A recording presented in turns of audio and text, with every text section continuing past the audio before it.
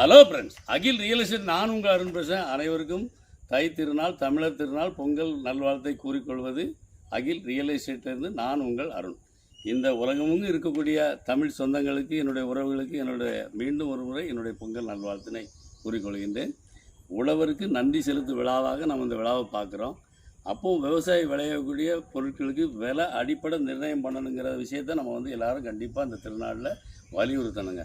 ஒருத்தர் எவ்வளோ கொடுத்தாலும், இலவசமாக கொடுத்தாலும் அவர் அதை வெற்றி பெற முடியாது. அவர் விளையக்கூடிய பொருளுக்கு நல்ல விலை கொடுத்தீங்கன்னா கூட அவர் நல்லா இருப்பார். ஏன் அப்படின்னா, நம்ம இன்றைக்கி அடிப்படை விலை நிர்ணயம் இல்லைங்க. ஒரு போண்டா தயார் பண்ணக்கூடியவர், ஒரு முட்டைகோஸ் தயார் பண்ணக்கூடியவர் கூட இன்றைக்கி டீ கடைக்காரர் கூட விலை நிர்ணயம் பண்ண முடியுது. ஆனால் ஒரு முட்டைகோஸை விளையக்கூடிய விவசாயி தன்னுடைய பொருளை விலை நிர்ணயம் பண்ண முடியுதா?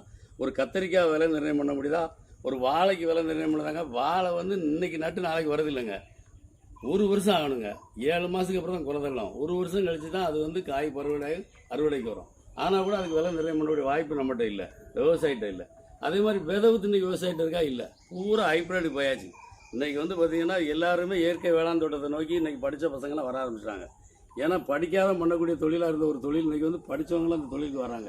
ஏன் அப்படின்னா, இதே நிலை ஏற்பட்டால் நம்ம மலட்டுத்தன்மைலாம் வந்துடுங்கிற விஷயம்லாம் எல்லா படித்த பிள்ளைங்களுக்கும் தெரியுது. அதனால தான் இயற்கை வேளாண் தோட்டத்தை நோக்கி வராங்க. அதனால் இந்த திருநாளில் நம்ம எல்லாரும் உழவருக்கு நன்றி செலுத்தும் விழாவாக இதை பார்த்தோம்னா கண்டிப்பாக இதை வலியுறுத்தணுங்க. அரசாங்கம் வலியுறுத்தணும்.